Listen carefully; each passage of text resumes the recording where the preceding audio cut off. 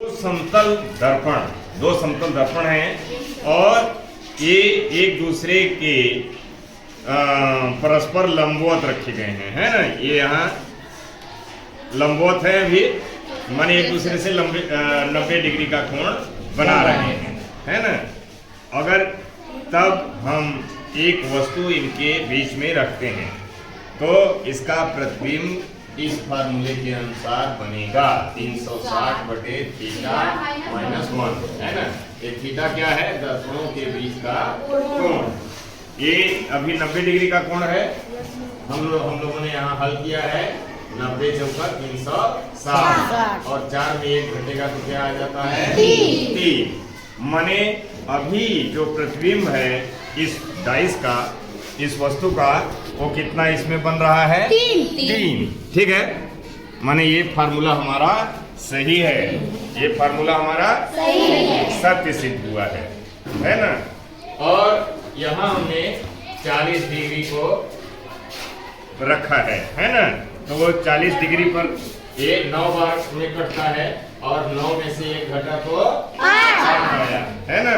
तो अभी अगर हम 40 डिग्री पर इस दर्पण को इस दर्पण के सापेक्ष रखेंगे तो प्रतिबिंब कितना बनना चाहिए? 8। आइए देखते हैं, 40 डिग्री तक लाते हैं इसको। ये 50, ये 40 पर हो गया। अब इसके बीच में हम इस डाइस को रखते हैं, है ना। 4 इधर से सर, 4 उधर से। प्रतिबिंब कौन गिनेगा इस बार? गिनिए।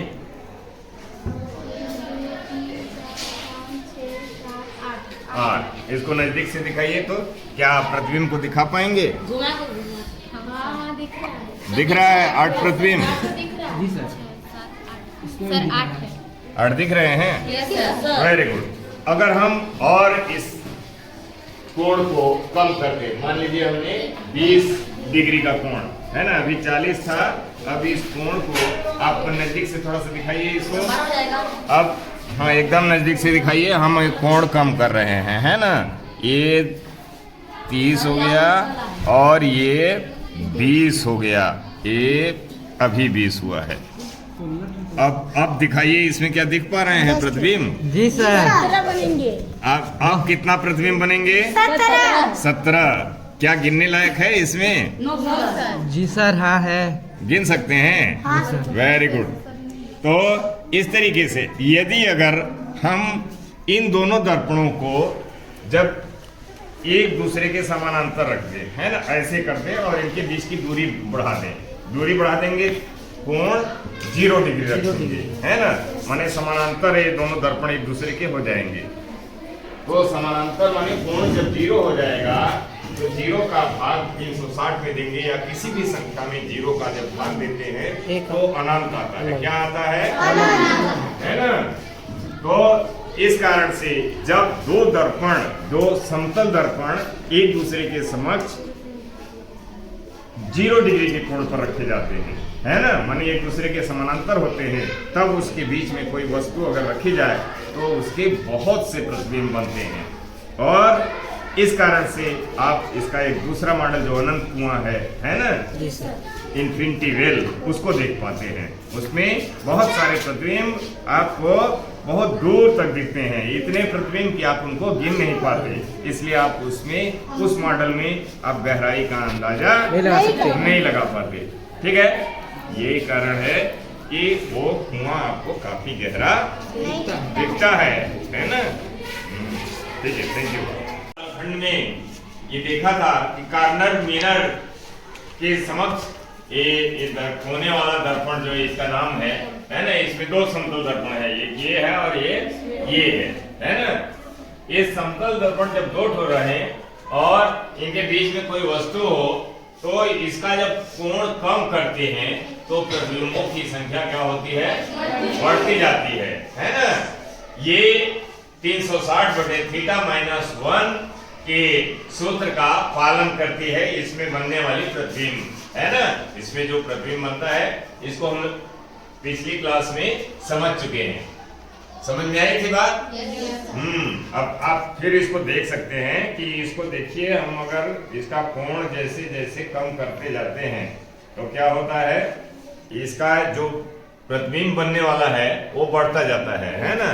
प्रतिबिंबों की संख्या क्या होती है? बढ़ती जाती है ना, बढ़ रही है ना। Yes sir. और एक स्थिति ऐसी आती है कि ये दोनों दर्पण एक दूसरे के आमने सामने हो जाते हैं। क्या होते हैं? एक दूसरे के आमने सामने। एकदम इस समय कोई कोण बन रहा है इस दोनों के बीच में? No sir. जीरो कोण है ना। इस समय कोण क्या है? जीरो। लेकिन इस स्थिति में हम इसके बीच में कोई चीज नहीं रख सकते, है ना। तो अभी ये दोनों दर्पण एक दूसरे के समानांतर हैं, है ना। और अभी समस्या यह है कि हम कुछ रख नहीं सकते। अब इन दर्पणों को क्या करें? हम दूर दूर रख दें, लेकिन एक दूसरे के दोनों ये समानांतर ही रहें, है ना। और समानांतर रहते हुए इनके बीच में हम ये वस्तु रखेंगे। तो हम लोगों ने पिछली बार देखा था कि जब जीरो कोण रहता है दोनों समतल दर्पणों के बीच तो उसका प्रतिबिंब अनंत बनता है, बहुत सारे प्रतिबिंब बनते हैं। इस बात को हम यहाँ इस अनंत कुआं में देख सकते हैं। ये इस अनंत कुआं में एक दर्पण ये है, एक दर्पण ये ऊपर में है और एक दर्पण नीचे लगा हुआ है, ठीक है। यहाँ जैसे हमने यहाँ चित्र बनाया है, एक समतल दर्पण नीचे है और एक समतल दर्पण ऊपर में है। और बीच में ये लाइटों की दो पंक्तियां इसके चारों ओर घुमा करके इसके परिधि में लगी हुई हैं, है ना। जब हम इसमें देखते हैं तो इन दोनों लाइटों का बहुत सारे प्रतिबिंब बनते हैं। इतने सारे प्रतिबिंब कि हम उनको गिन नहीं सकते और हमें एक अनंत गहराई का आभास होता है, जबकि ऐसा उसमें गहरा कुछ भी नहीं है ना। ये सिर्फ प्रतिबिंबों का खेल है। यहाँ आपने दो समतल दर्पणों के बीच बनने वाले कोण को जीरो कर दिया है, माने दोनों समतल दर्पण एक दूसरे के समांतर हो गए हैं, है ना। और यहाँ पर ये लाइटें रखी हुई हैं, इन लाइटों का अनंत प्रतिबिंब बन रहा है, जिसके कारण से ये अनंत कुआं का मॉडल आप देख पा रहे हैं। देख रहे हैं? हाँ। और ये प्रकाश से संबंधित एक और मॉडल ये बहुमूर्तिदर्शी है। क्या है ये? हाँ, कैलाइडोस्कोप अंग्रेजी में, बहुमूर्तिदर्शी हिंदी में। ये मॉडल आपको वस्तु के बहुत सारे प्रतिबिंबों को दिखाने के लिए बनाया गया है कि कैसे हम यहाँ पर भी इस मॉडल में तीन समतल दर्पण हैं, तीन आयताकार समतल दर्पण है और इनको हमने त्रिभुजाकार इस तरीके से रखा हुआ है ना। तीन ठो है। ये ऐसी ये पाइप है, ये गोल गोल, और इसमें एक इधर रख दिया, एक इधर रख दिया और एक इधर। तीन समतल दर्पण है। ये आयताकार पूरी इस नली में यहाँ ये देखने के लिए छिद्र बना हुआ है और नीचे कुछ रंगीन चीजें डाल दी गई हैं इसके तली में, है ना। आप देख पा रहे हैं? Yes sir. है ना कुछ चीजें। और ये जब आप देखते हैं तो इन रंगीन चीजों का बहुत सारा प्रतिबिंब हमको इसके माध्यम से दिखाई पड़ता है ना।